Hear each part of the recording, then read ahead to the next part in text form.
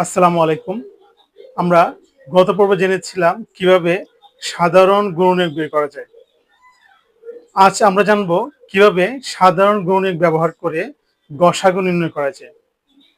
প্রথমে আমরা জানি গসাগু বলতে আমরা কি বুঝি।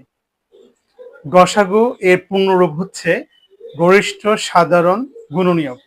অর্থাৎ সাধারণ গুণনীয়কের মধ্যে সবচেয়ে বড় যে গুণনীয়কটা সেটাই হচ্ছে গরিষ্ঠ সাধারণ গুণনীয়ক, যা সংক্ষেপে বলা হয় গসাগু। যেহেতু গসাগু মানে গরিষ্ঠ সাধারণ গুণনীয়ক, তাহলে গসাগু নির্ণয় করতে হলে প্রথমে প্রত্যেকটি সংখ্যার গুণনীয়ক নির্ণয় করতে হবে।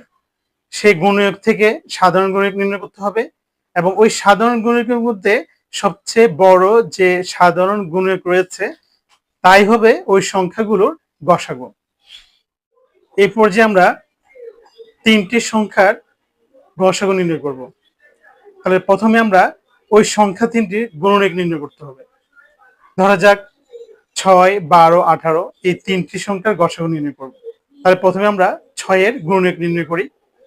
তাহলে 6 এর গুণনীয়ক নির্ণয় করতে গিয়ে পাচ্ছি আমরা 1, 2, 3, 6।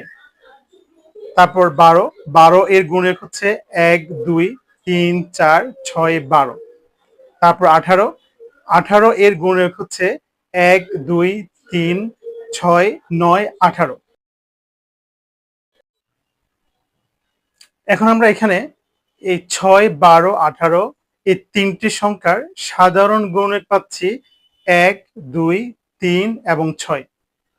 যেহেতু সাধারণ গুণনীয়ক থেকে আমরা বের করব গসাগু অর্থাৎ গরিষ্ঠ সাধারণ গুণনীয়ক, আর গরিষ্ঠ বলতে বোঝানো হয় সাধারণ গুণনীয়কের মধ্যে সবচেয়ে বড় যে গুণনীয়কটি রয়েছে সেটি হচ্ছে গরিষ্ঠ।